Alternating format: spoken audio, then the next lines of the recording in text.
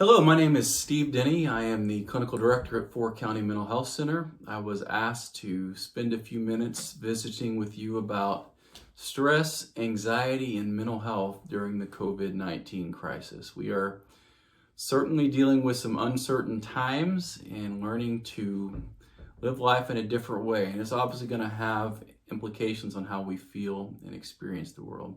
Before I get started, I'd just like to say there's a lot of different things we could talk about in relation to this topic.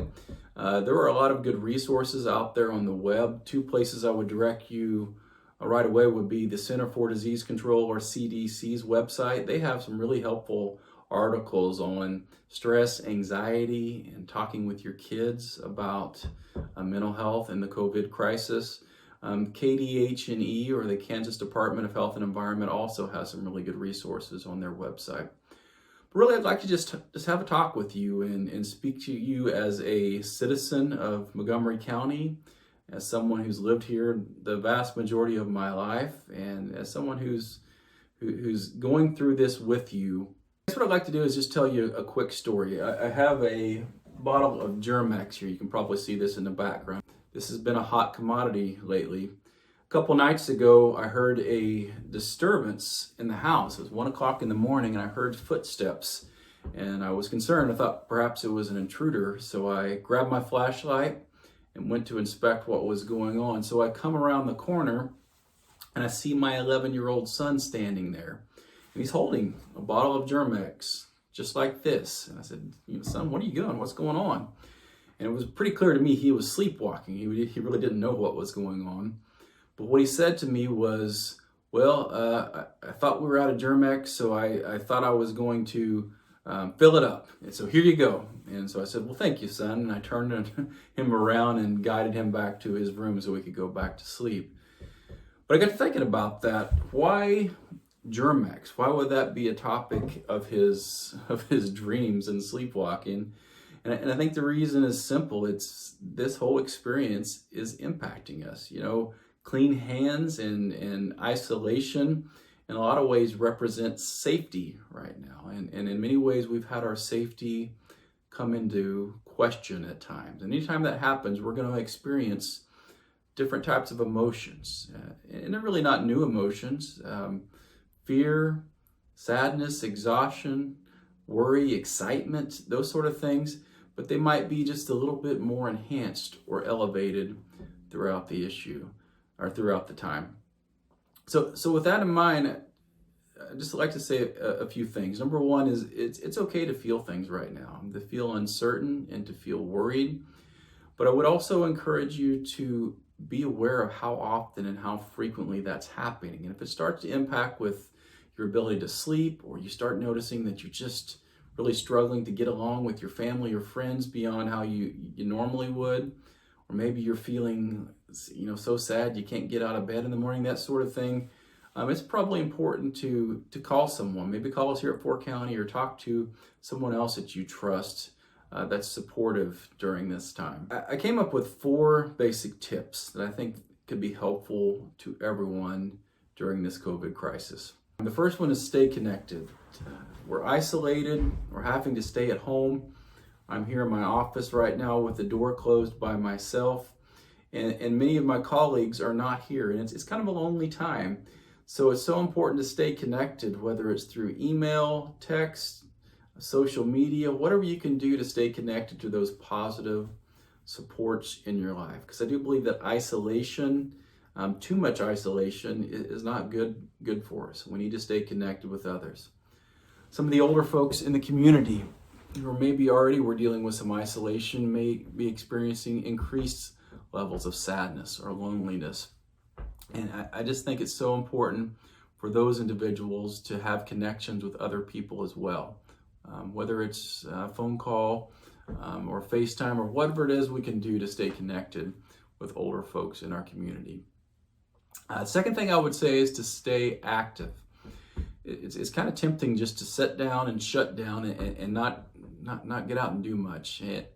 But we have not been told that we can't go outside. We haven't been told that we can't do things to keep ourselves busy and active. So finding something to do that you enjoy or that can be helpful to other people is really important. So my wife and I, we've been remodeling a room in our house. I am far from a talented carpenter, but I can tell you it's been good for us to work on something together. But stay active, stay connected, stay plugged in with things that you can enjoy. Third is to stay informed, but not too informed. And what I mean by that is this. I think it's really important to know the facts. I like to check the KDHE website at least once per day just to hear updated information of what's going on in our state and our county. That can be helpful. At the same time, too much of that can be alarming and stressful and cause us to have enhanced fear. I think we need to limit how much time we spend on social media. Just pay attention to your internal reactions. The media in particular likes to write articles and have news headlines that are sensational, and they're meant to capture that fear part of our brains because that's intriguing. We're going to respond to that. Too much of that is not healthy. If you're finding that you can't even sit down and have a moment of peace without checking your phone or checking the most updated information, that's probably not good for you. So set some limits with how much time you spend on social media, but at the same time, stay connected with the facts because there's important information we may need to know that's being announced through reputable sources. And I do want to emphasize reputable sources. Stay away from opinion articles, stay away from those sort of things that aren't based on fact. Stick to the reputable websites and news sources. Last thing I would say is to stay healthy. And there's several things that go into that, but our physical health obviously impacts how we feel emotionally. I don't know about you, but I've been eating some things that probably aren't as good for me more frequently during this time. I think it's a way of coping. What we eat does matter. How much rest we get certainly does matter. Exercise makes a difference. All of those things tie to our emotional health. And it's important for us to stay active. And when we feel increased anxiety, stress, our safety is threatened in some way or another, exercise is a way of releasing some of that tension and energy. If you're able to do that physically and medically, I would encourage you to do that. Last thing I would say is this. Just be kind. There are so many people who are scared and worried and afraid right now. Kindness not only helps us feel better ourselves, but it also helps other people. If we can find a way to reach out to those in need in whatever way that is meaningful, please do that. Just today we had one of our therapists bring in a bunch of masks that they had made at home, and they gave it to some folks in our crisis services department. I'm really appreciative of that. So those sort of acts of kindness go a long way. We're in this together. I believe we're going to get through this. I believe that we will be stronger for it. We are resilient people.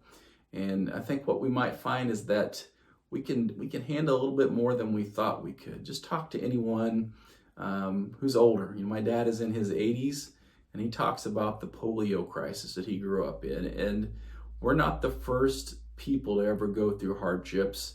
And I think we might come out of this stronger and more resilient. So I just thank you for the time. I encourage you to continue to stay connected and take care of yourselves. Thank you for the time.